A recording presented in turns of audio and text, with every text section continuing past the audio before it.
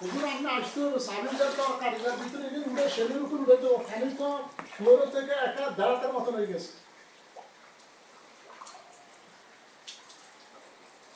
কি কষ্ট করে আমি কেমনি কি সাবির দরকার তো না সেলের উপর আলোচনা উঠান আমার যে উঠে তুলছি তো এছাড়া কোনো উপায় নাই একা দেড়াতের কমই তো ওখানে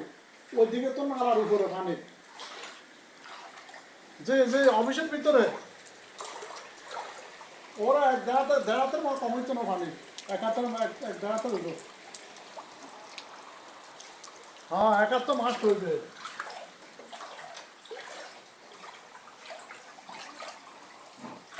সামনে সামনে যেটা আমরা আমার সামনে আমি তার দায়িত্ব আছে